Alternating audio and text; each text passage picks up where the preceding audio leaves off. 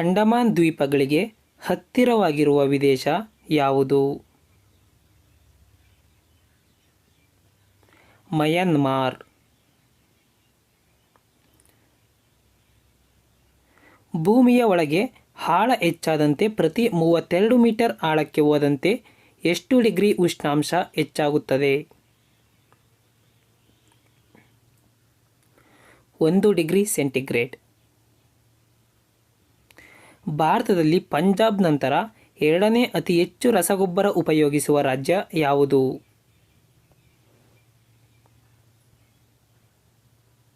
ಹರಿಯಾಣ. ಭಾರತದಲ್ಲಿ ಯಾವ ಪರಮಾಣು ವಿದ್ಯುತ್ ಸ್ಥಾವರವನ್ನು ಸಂಪೂರ್ಣವಾಗಿ ಸ್ವತಂತ್ರವಾಗಿ ನಿರ್ಮಿಸಲಾಗಿದೆ?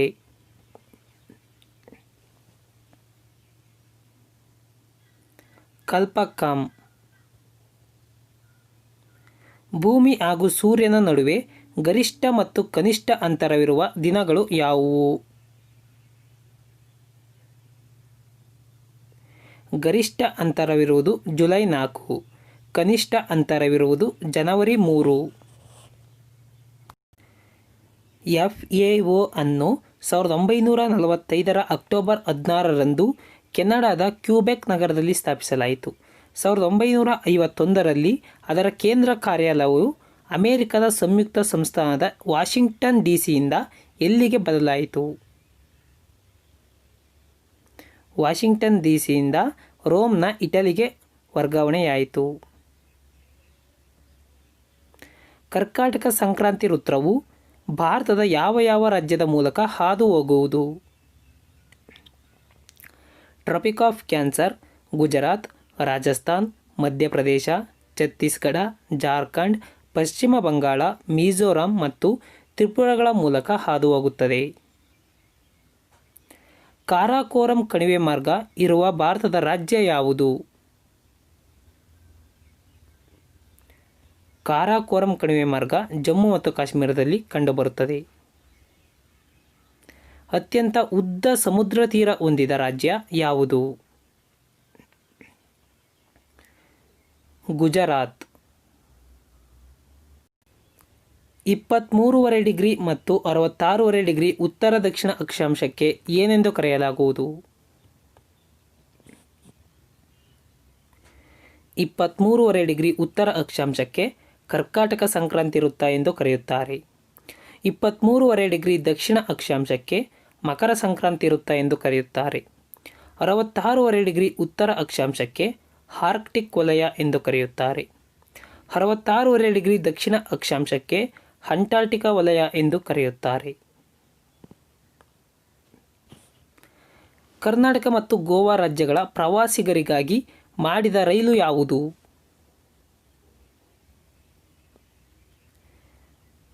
ಗೋಲ್ಡನ್ ಚಾರಿಟಿ ರೈಲು. ಕರ್ನಾಟಕದಲ್ಲಿ ಮಾಗೋಡು ಜಲಪಾತವನ್ನು ಉಂಟು ಮಾಡುವ ನದಿ ಯಾವುದು? ಬೇಡ್ತಿ ನದಿ. ಈ ಕೆಳಗೆ ತಿಳಿಸಿರುವ ಪ್ರಮುಖ ನದಿಗಳು ಯಾವ ರಾಜ್ಯದಲ್ಲಿವೆ? ಮಹಾನದಿ, ಬೈತರಾನಿ, ಬ್ರಹ್ಮನಿ, ಇಂದ್ರಾವತಿ, ಸೌತ್ಕೇಲ್, ಸುಬರ್ಣರೇಖಾ. ಇವೆಲ್ಲವೂ ಒಡಿಶಾದಲ್ಲಿ ಕಂಡುಬರುತ್ತವೆ. ಭಾರತದ ಯಾವ ನದಿಗೆ ಸಲಾಲ್ ಯೋಜನೆಯನ್ನು ನಿರ್ಮಿಸಲಾಗಿದೆ?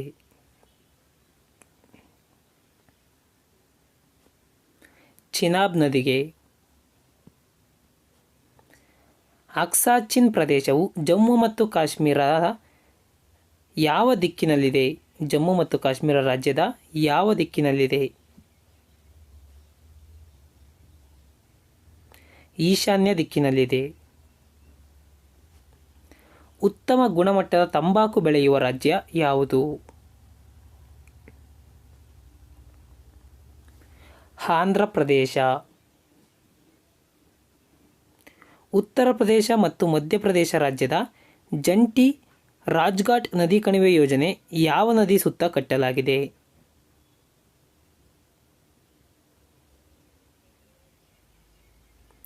ಬೆಟ್ವಾ ನದಿ ಸುತ್ತ ಕಟ್ಟಲಾಗಿದೆ.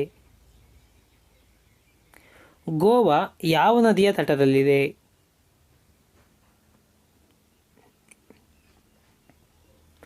ಮಾಂಡೋವಿ. ತಟ್ವೇಕಾಡ್ ಪಕ್ಷಿಧಾಮ, ತಟ್ಟೇಕಾಡ್ ಬರ್ಡ್ ಸ್ಯಾಂಚುರಿ ಎಲ್ಲಿದೆ?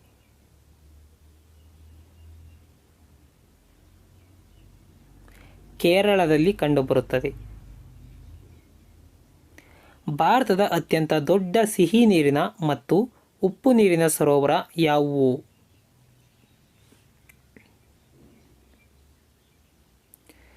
ಅತ್ಯಂತ ದೊಡ್ಡ ಸಿಹಿ ನೀರಿನ ಸರೋವರ ಊಲಾರ್ ಸರೋವರ. ಇದು ಕಂಡುಬರುವುದು ಜಮ್ಮು ಮತ್ತು ಕಾಶ್ಮೀರದಲ್ಲಿ. ಅತ್ಯಂತ ದೊಡ್ಡ ಉಪ್ಪು ನೀರಿನ ಸರೋವರ ಚಿಲ್ಕಾ ಸರೋವರ. ಇದು ಕಂಡುಬರುವುದು ಒಡಿಶಾದಲ್ಲಿ. ಇಂದ್ರಾವತಿ ಯಾವ ನದಿಯ ಉಪನದಿಯಾಗಿದೆ? ಇಂದ್ರಾವತಿ ಗೋದಾವರಿ ನದಿಯ ಉಪನದಿಯಾಗಿದೆ. ಈ ಕೆಳಗಿನ ಕಣ್ಣೀರಿನ ನದಿಗಳು ಸಂಬಂಧಿಸಿದ ಪ್ರದೇಶಗಳನ್ನು ತಿಳಿಸಿರಿ. ಕೋಚಿ ನದಿ, ಮಹಾನದಿ ನದಿ, ಬ್ರಹ್ಮಪುತ್ರ ನದಿ, ದಾಮೋದರ ನದಿ ಇವೆಲ್ಲವೂ ಯಾವ ಪ್ರದೇಶಗಳ ಕಣ್ಣೀರಿನ ನದಿಗಳಾಗಿವೆ? ಕೋಸಿ ನದಿ ಬಿಹಾರದ ಕಣ್ಣೀರಿನ ನದಿಯಾಗಿದೆ. ಮಹಾನದಿ ಒಡಿಶಾದ ಕಣ್ಣೀರಿನ ನದಿಯಾಗಿದೆ.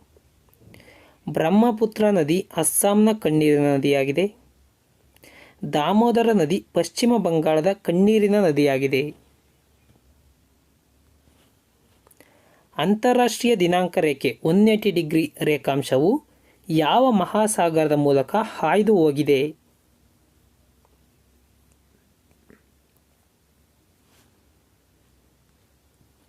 ಪೆಸಿಫಿಕ್ ಮಹಾಸಾಗರ. ಇದನ್ನು ಶಾಂತ ಮಹಾಸಾಗರ ಅಂತ ಕೂಡ ಕರೆಯುತ್ತಾರೆ. ಕನ್ಹಾ ರಾಷ್ಟ್ರೀಯ ಉದ್ಯಾನವನ ಇರುವುದು ಯಾವ ರಾಜ್ಯದಲ್ಲಿ? ಮಧ್ಯಪ್ರದೇಶದಲ್ಲಿ. ಭಿಲಾಯಿ ಕಬ್ಬಿಣ ಮತ್ತು ಉಕ್ಕಿನ ಕೈಗಾರಿಕೆ ಯಾವ ರಾಜ್ಯದಲ್ಲಿದೆ?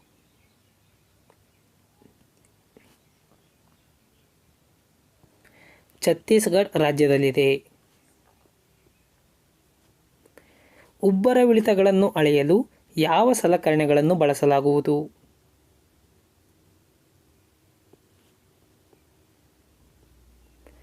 ಟೈಡ್ ಗೇಜ್ ಅನ್ನು ಬಳಸಲಾಗುವುದು. ಭಾರತದ ಸೂರ್ಯೋದಯದ ನಾಡು ಎಂದು ಯಾವ ರಾಜ್ಯವನ್ನು ಕರೆಯುತ್ತಾರೆ?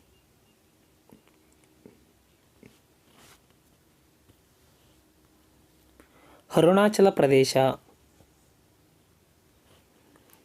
ಉತ್ತರ ಭಾರತದ ಮೈದಾನ ಪ್ರದೇಶದಲ್ಲಿ ಬೀಸುವ ಉಷ್ಣ ಗಾಳಿಗೆ ಏನೆಂದು ಕರೆಯುತ್ತಾರೆ?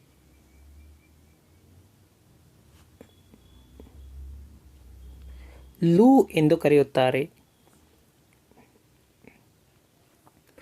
ಸೂರ್ಯನಿಗೆ ಅತ್ಯಂತ ಸಮೀಪದ ನಕ್ಷತ್ರ ಮತ್ತು ಭೂಮಿಗೆ ಅತ್ಯಂತ ಸಮೀಪದ ನಕ್ಷತ್ರ ಯಾವುದು?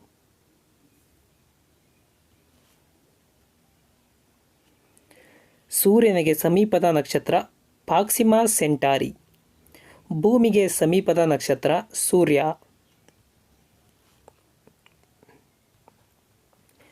ನಾವು ಹಿಮಾಲಯ ಪರ್ವತವನ್ನು ಹತ್ತಿದಾಗ ನಮಗೆ ಉಸಿರು ಕಟ್ಟಿದಂತಾಗಲು ಕಾರಣ ಏನು?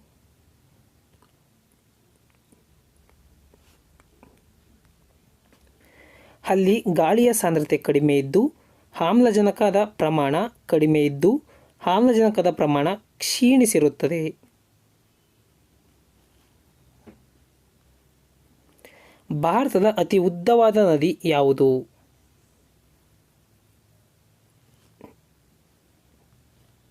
ಗಂಗಾ ನದಿ. ಗಾಳಿಯಲ್ಲಿರುವ ತೇವವನ್ನು ಅಳೆಯಲು ಉಪಯೋಗಿಸುವ ಉಪಕರಣ ಯಾವುದು?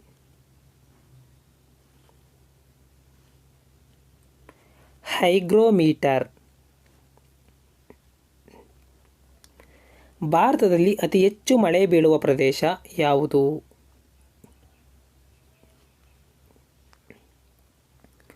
ಮೌಸಿನ್ ರಾಮ್. ಇದು ಮೇಘಾಲಯದಲ್ಲಿ ಕಂಡುಬರುತ್ತದೆ. ಕರ್ನಾಟಕದ ಸರಾಸರಿ ಜನಸಾಂದ್ರತೆ ಪ್ರತಿ ಚದರ ಕಿಲೋಮೀಟರ್ಗೆ ಎಷ್ಟು?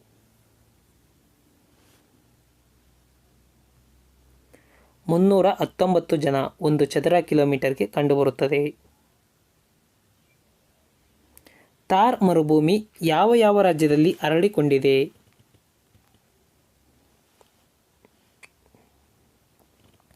ಹರಿಯಾಣ, ಗುಜರಾತ್, ರಾಜಸ್ಥಾನ್ ಮತ್ತು ಪಂಜಾಬ್ ರಾಜ್ಯಗಳಲ್ಲಿ ಹರಡಿಕೊಂಡಿದೆ.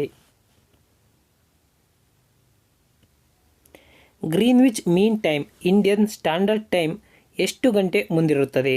Greenwich mean time Indian standard ಟೈಮ್ಗಿಂತ ಎಷ್ಟು ಗಂಟೆ ಮುಂದಿರುತ್ತದೆ?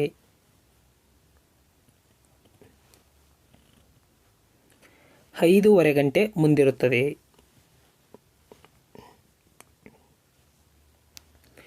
ನಮ್ಮ ಸೌರ ವ್ಯೂಹದಲ್ಲಿ ಅತ್ಯಂತ ಶೀತ ಗ್ರಹ ಯಾವುದು?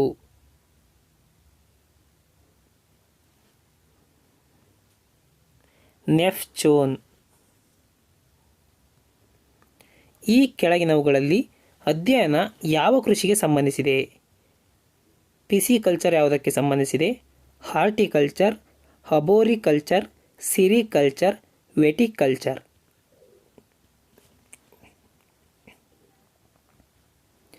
ಪಿಸಿಕಲ್ಚರ್ ಮೀನುಗಳಿಗೆ ಸಂಬಂಧಿಸಿದೆ. ಹಾರ್ಟಿಕಲ್ಚರ್ ಹಣ್ಣುಗಳಿಗೆ ಸಂಬಂಧಿಸಿದೆ. ಹಬೋರಿಕಲ್ಚರ್ ಗಿಡಗಳಿಗೆ ಸಂಬಂಧಿಸಿದೆ. ಸಿರಿಕಲ್ಚರ್ ರೇಷ್ಮೆಗೆ ಸಂಬಂಧಿಸಿದೆ.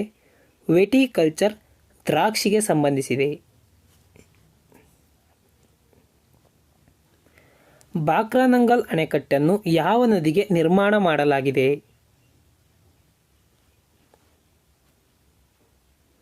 ಸಟ್ಲೇಜ್ ನದಿಗೆ ನಿರ್ಮಾಣ ಮಾಡಲಾಗಿದೆ.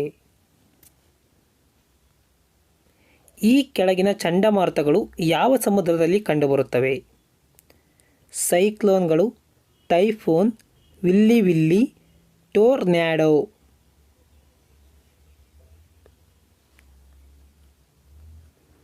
ಸೈಕ್ಲೋನ್ಸ್ ಕಂಡುಬರುವುದು ಬಂಗಾಳ ಕೊಲ್ಲಿಯಲ್ಲಿ. ಟೈಫೂನ್ ಕಂಡುಬರುವುದು ದಕ್ಷಿಣ ಚೀನಾ ಸಮುದ್ರದಲ್ಲಿ. ವಿಲ್ಲಿ ಕಂಡುಬರುವುದು ಅರಾಫುರಾ ಸಮುದ್ರದಲ್ಲಿ. ಟೋರ್ನ್ಯಾಡೋ ಕಂಡುಬರುವುದು ಮೆಕ್ಸಿಕೋ ಖಾರಿಯಲ್ಲಿ. ಗಾಳಿಯ ವೇಗವನ್ನು ಯಾವ ಮಾನದಲ್ಲಿ ಅಳೆಯಲಾಗುವುದು?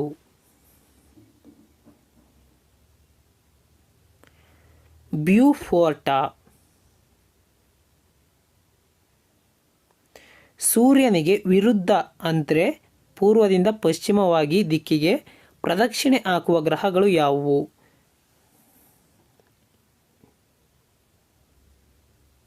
ಶುಕ್ರ ಮತ್ತು ಯುರೇನಸ್ ಗ್ರಹಗಳು ಪೂರ್ವದಿಂದ ಪಶ್ಚಿಮ ದಿಕ್ಕಿಗೆ ಪ್ರದಕ್ಷಿಣೆ ಹಾಕುತ್ತವೆ.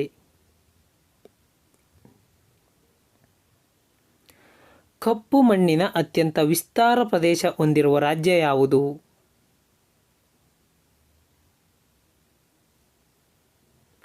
ಮಹಾರಾಷ್ಟ್ರ. ಕಾಂಗ್ರಾ ಕಣಿವೆ ಯಾವ ರಾಜ್ಯದಲ್ಲಿದೆ? ಹಿಮಾಚಲ ಪ್ರದೇಶದಲ್ಲಿದೆ. ಪರ್ವತದ ಅಧ್ಯಯನಕ್ಕೆ ಸಂಬಂಧಿಸಿದ ವಿಜ್ಞಾನ ಯಾವುದು?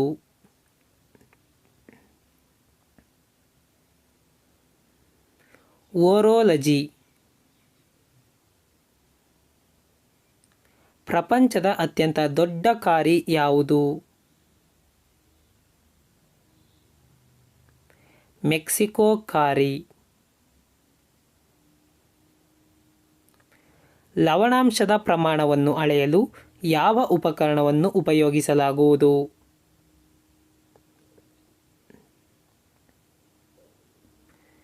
ಸ್ಯಾಲಿನೋಮೀಟರ್. ಪ್ರಪಂಚದ ಅತಿದೊಡ್ಡ ಮತ್ತು ಅತಿ ಉದ್ದವಾದ ನದಿಗಳನ್ನು ತಿಳಿಸಿ.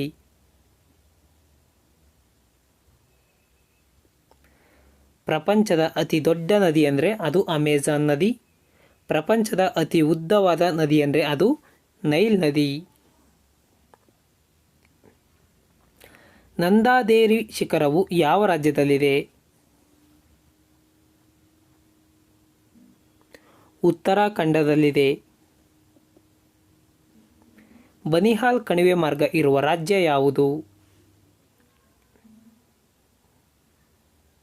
ಜಮ್ಮು ಮತ್ತು ಕಾಶ್ಮೀರ. ಅಲಕನಂದ ಮತ್ತು ಭಗೀರಥಿ ಎಲ್ಲಿ ಕೂಡಿಕೊಳ್ಳುತ್ತವೆ? ದೇವಪ್ರಯಾಗದಲ್ಲಿ. ಭಾರತದ ಯಾವ ರಾಜ್ಯದಲ್ಲಿ ಅತಿ ಹೆಚ್ಚು ರಬ್ಬರ್ ಬೆಳೆಯಲಾಗುತ್ತದೆ?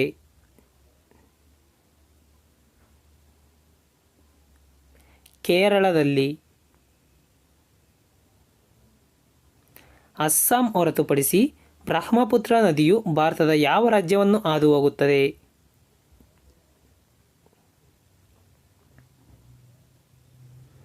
ಅರುಣಾಚಲ ಪ್ರದೇಶ. ಯಾವ ದಿನದಂದು ಉತ್ತರ ಧ್ರುವದಲ್ಲಿ 24 ಗಂಟೆ ಹಗಲು, ದಕ್ಷಿಣ ಧ್ರುವದಲ್ಲಿ 24 ಗಂಟೆ ರಾತ್ರಿ ಇರುತ್ತದೆ?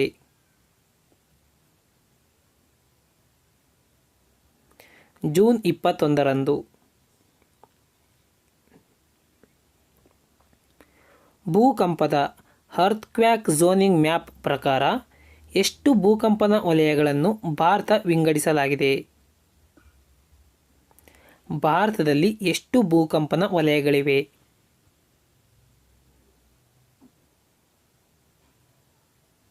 4 ಭೂಕಂಪನ ವಲಯಗಳನ್ನಾಗಿ ಭಾರತವನ್ನು ವಿಂಗಡಿಸಲಾಗಿದೆ. ಬ್ರಹ್ಮಪುತ್ರ ನದಿಯ ಮಜುಲಿ ಅಂತರ್ದ್ವೀಪ ಯಾವ ರಾಜ್ಯದಲ್ಲಿದೆ? ಮಜುಲಿ ನದಿ ದ್ವೀಪ ಯಾವ ರಾಜ್ಯದಲ್ಲಿದೆ? ಅಸ್ಸಾಂ ರಾಜ್ಯದಲ್ಲಿ ಕಂಡುಬರುತ್ತದೆ. ರೇಡಿಯೋ ತರಂಗಗಳನ್ನು ಪ್ರತಿಫಲಿಸುವ ವಾಯುಮಂಡಲದ ಪದರ ಯಾವುದು?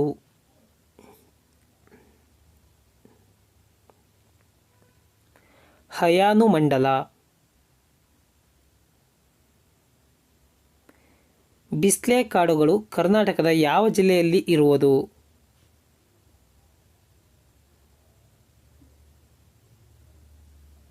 ಹಾಸನ ಜಿಲ್ಲೆಯಲ್ಲಿ.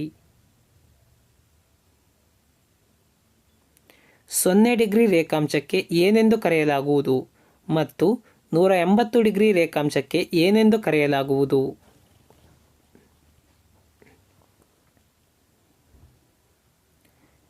0 ಡಿಗ್ರಿ ರೇಖಾಂಶಕ್ಕೆ ಗ್ರೀನ್ವಿಚ್ ಮೀನ್ ರೇಖಾಂಶ ಅಥವಾ ಗ್ರೀನ್ವಿಚ್ ಪ್ರಧಾನ ರೇಖಾಂಶ ಎಂದು ಕರೆಯಲಾಗುವುದು.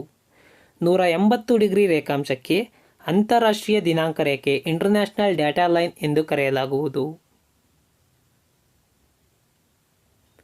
ಈ ಕೆಳಗಿನ ಭಾರತದ ಪರಮಾಣು ಶಕ್ತಿ ಸ್ಥಾವರಗಳು ಇರುವ ರಾಜ್ಯಗಳು ಯಾವುವು? ಕೈಗಾ, ಕಲ್ಪಕ್ಕಂ, ಕಕ್ರಾಪಾರ್, ರಾವತ್ಬಟ್ಟ, ತಾರಾಪುರ, ನರೋರಾ.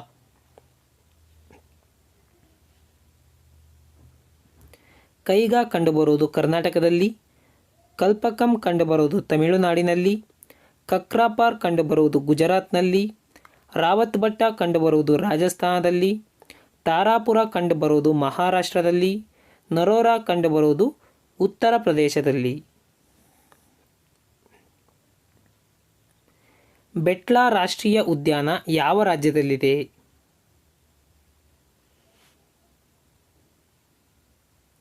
ಜಾರ್ಖಂಡ್ ರಾಜ್ಯದಲ್ಲಿದೆ. ಭಾರತದ ಭೌಗೋಳಿಕ ಕೇಂದ್ರ ಎಂದು ಮಧ್ಯಪ್ರದೇಶದ ಯಾವ ಜಿಲ್ಲೆಯನ್ನು ಕರೆಯಲಾಗುವುದು?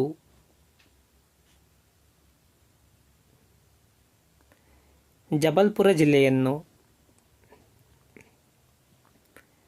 ಚರ್ನೋಜಮ್ಸ್ ಎಂದರೇನು?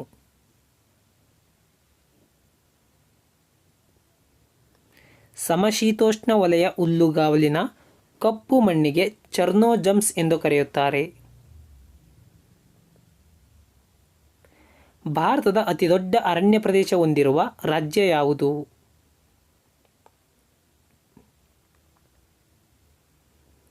ಮಧ್ಯಪ್ರದೇಶ. ಟೋಟಲ್ 77,522 ಸ್ಕ್ವೇರ್ ಕಿಲೋಮೀಟರ್ ಅರಣ್ಯ ಪ್ರದೇಶವನ್ನು ಹೊಂದಿದೆ. ವಿಸ್ತೀರ್ಣದಲ್ಲಿ ಅತಿ ಚಿಕ್ಕ ಮತ್ತು ಅತಿ ದೊಡ್ಡ ರಾಜ್ಯ ಯಾವುವು? ಅತಿ ಚಿಕ್ಕ ರಾಜ್ಯ ಗೋವಾ, ಅತಿ ದೊಡ್ಡ ರಾಜ್ಯ ರಾಜಸ್ಥಾನ. ಭಾರತದ ಜನಸಂಖ್ಯಾ ಇತಿಹಾಸದಲ್ಲಿ ಯಾವ ವರ್ಷವನ್ನು ಗ್ರೇಟ್ ಡಿವೈಡ್ ಎಂದು ಕರೆಯಲಾಗುತ್ತದೆ?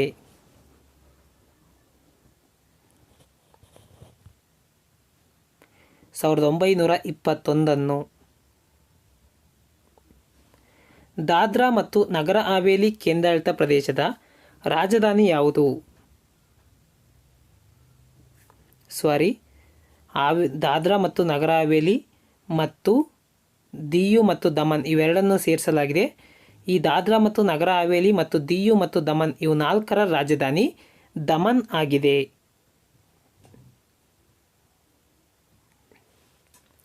ಭಾರತದ ಪ್ರಧಾನ ವೇಳೆ ವಲಯವು ಗ್ರೀನ್ವಿಚ್ ವೇಳೆ ವಲಯಕ್ಕಿಂತ ಎಷ್ಟು ಗಂಟೆ ಮುಂದೆ ಇರುತ್ತದೆ?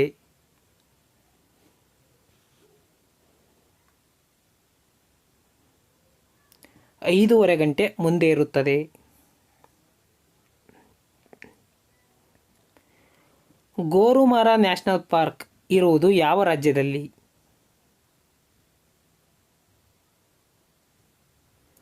ಪಶ್ಚಿಮ ಬಂಗಾಳದಲ್ಲಿ. ಭಾರತದಲ್ಲಿ ಅತಿ ಹೆಚ್ಚು ವಿಮಾನ ನಿಲ್ದಾಣಗಳನ್ನು ಹೊಂದಿರುವ ರಾಜ್ಯ ಯಾವುದು?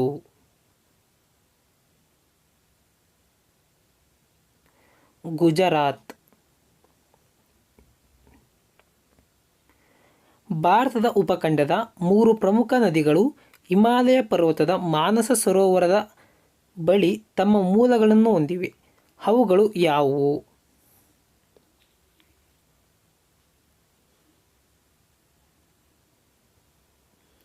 ಬ್ರಹ್ಮಪುತ್ರ ನದಿ, ಇಂಡಸ್ ನದಿ ಮತ್ತು ಸಟ್ಲೇಜ್ ನದಿ. ಭಾರತ ಮತ್ತು ಅಫ್ಘಾನಿಸ್ತಾನದ ಭೂಗಡಿಯನ್ನು ಯಾವ ರೇಖೆ ಬೇರ್ಪಡಿಸುತ್ತದೆ?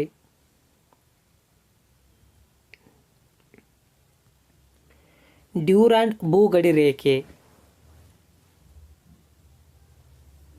ಕರ್ನಾಟಕದಲ್ಲಿ ಕಾಫಿ ಉತ್ಪಾದನೆಯಲ್ಲಿ ಪ್ರಸಿದ್ಧವಾಗಿರುವ ಜಿಲ್ಲೆಗಳು ಯಾವುವು? ಮೊದಲನೇದಾಗಿ ಚಿಕ್ಕಮಗಳೂರು, ನಂತರ ಕೊಡಗು, ಆಮೇಲೆ ಹಾಸನ.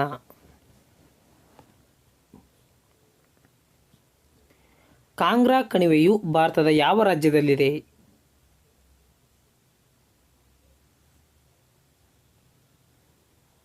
ಹಿಮಾಚಲ ಪ್ರದೇಶದಲ್ಲಿ ಕಂಡುಬರುತ್ತದೆ. ಭಾರತ ಮತ್ತು ನೇಪಾಳ ಸರ್ಕಾರ ಕೋಸಿ ನದಿಗೆ ಯಾವ ನಗರದಲ್ಲಿ ಜಲಾಶಯವನ್ನು ನಿರ್ಮಿಸಿವೆ?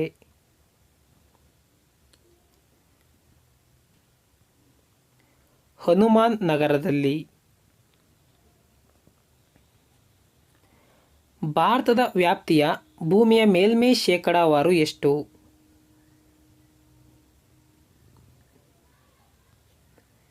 2.4%. ಅಂದರೆ ಇಡೀ ಭೂಮಿಯಲ್ಲಿ ಭಾರತದ ಪರ್ಸೆಂಟೇಜ್ 2.4% ಭೂಮಿಯನ್ನು ಹೊಂದಿದೆ. ಲಕ್ಷದ್ವೀಪ ಸಮೂಹದಲ್ಲಿ ಎಷ್ಟು ದ್ವೀಪಗಳು ಕಂಡುಬರುತ್ತವೆ?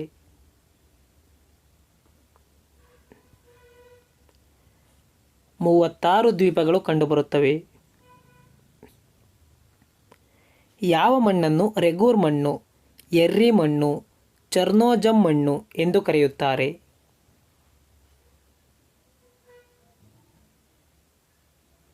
ಕಪ್ಪು ಮಣ್ಣು. ಭಾರತದಲ್ಲಿ ಶ್ವೇತ ಕ್ರಾಂತಿಯ ಪಿತಾಮಹ ಎಂದು ಯಾರನ್ನು ಕರೆಯುತ್ತಾರೆ?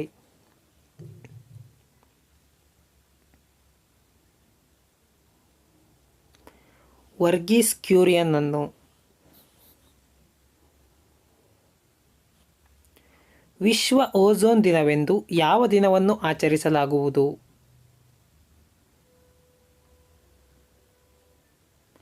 ಸೆಪ್ಟೆಂಬರ್ 16ರಂದು. ಭಾರತದ ಅತ್ಯಂತ ಹಳೆಯ ಬಂಡೆಗಳು ವರದಿಯಾಗಿರುವುದು ಎಲ್ಲಿ?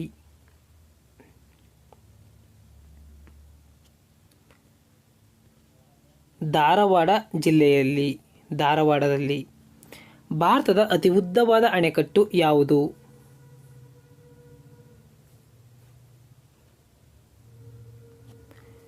ಹಿರಾಕುಡ್ ಅಣೆಕಟ್ಟು. ದಕ್ಷಿಣ ಭಾರತದ ಅತಿ ಉದ್ದವಾದ ನದಿ ಯಾವುದು?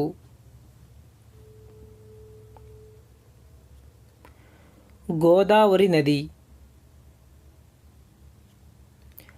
ಭಾರತದ ಅಣುವಿದ್ಯುತ್ ಕೇಂದ್ರದ ಪಿತಾಮಹ ಯಾರು?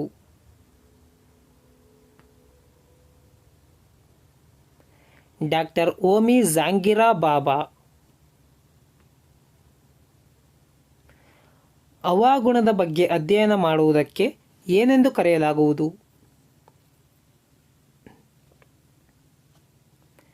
ಮೀಟಿಯಾರಾಲಜಿ. ಕುಂಕುಮ ಕೇಸರಿ ಉತ್ಪಾದನೆಯಲ್ಲಿ ಯಾವ ರಾಜ್ಯ ಪ್ರಥಮ ಸ್ಥಾನದಲ್ಲಿದೆ?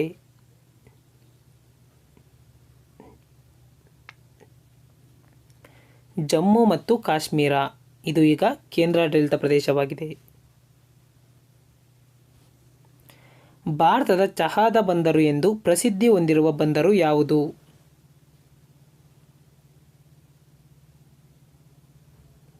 ಕೋಲ್ಕತ್ತಾ. ಭಾರತ ಎಷ್ಟು ರಾಷ್ಟ್ರಗಳೊಂದಿಗೆ ಭೂಗಡಿಯನ್ನು ಹಂಚಿಕೊಂಡಿದೆ? ಸುಮಾರು 7 ದೇಶಗಳೊಂದಿಗೆ ಭಾರತವು ಭೂಗಡಿಯನ್ನು ಹಂಚಿಕೊಂಡಿದೆ. ಸೌರವ್ಯೂಹದಲ್ಲಿರುವ ಕ್ಷುದ್ರ ಗ್ರಹಗಳು ಯಾವ ಗ್ರಹಗಳ ನಡುವೆ ಕಂಡುಬರುತ್ತವೆ?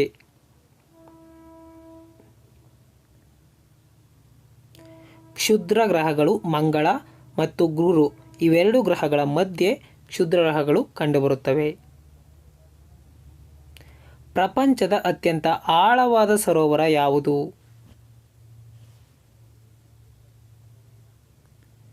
ಬೈಕಲ್ ಸರೋವರ. ಇದು ಕಂಡುಬರುವುದು ರಷ್ಯಾ ದೇಶದಲ್ಲಿ.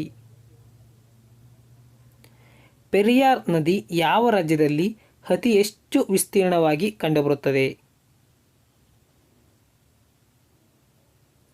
ಕೇರಳದಲ್ಲಿ. ದಕ್ಷಿಣ ಭಾರತದ ನೀಲಗಿರಿ ಬೆಟ್ಟದ ದಕ್ಷಿಣ ತುದಿಯಲ್ಲಿರುವ ಪಾಸ್ ಅನ್ನು ಏನೆಂದು ಕರೆಯುತ್ತಾರೆ?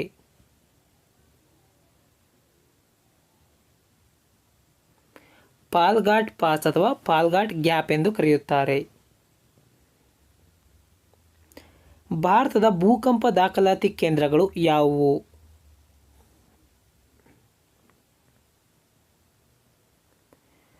ಉತ್ತರ ಗೌರಿಬಿದನೂರು.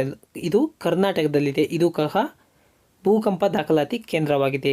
ಕರ್ನಾಟಕದಲ್ಲಿ ಗೌರಿಬಿದನೂರು, ಮಹಾರಾಷ್ಟ್ರದ ಪೂನಾದಲ್ಲಿ ಭೂಕಂಪ ದಾಖಲಾತಿ ಕೇಂದ್ರ ಕಂಡುಬರುತ್ತದೆ.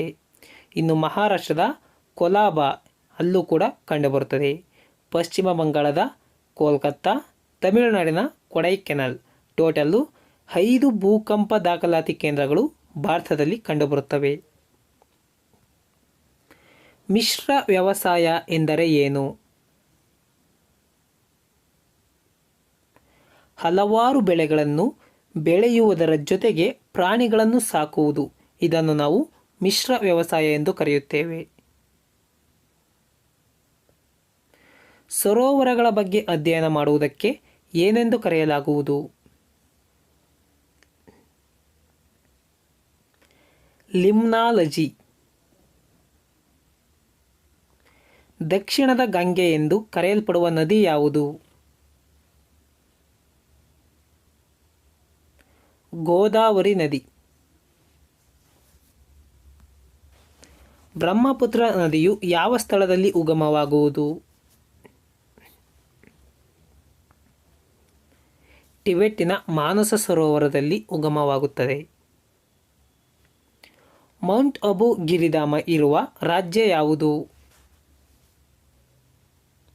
ಮೌಂಟ್ ಅಬು ರಾಜಸ್ಥಾನದಲ್ಲಿ ಕಂಡುಬರುತ್ತದೆ. ಭಾರತದಲ್ಲಿ ಸೂರ್ಯಕಾಂತಿ ಉತ್ಪಾದನೆಯಲ್ಲಿ ಯಾವ ರಾಜ್ಯ ಪ್ರಥಮ ಸ್ಥಾನದಲ್ಲಿದೆ?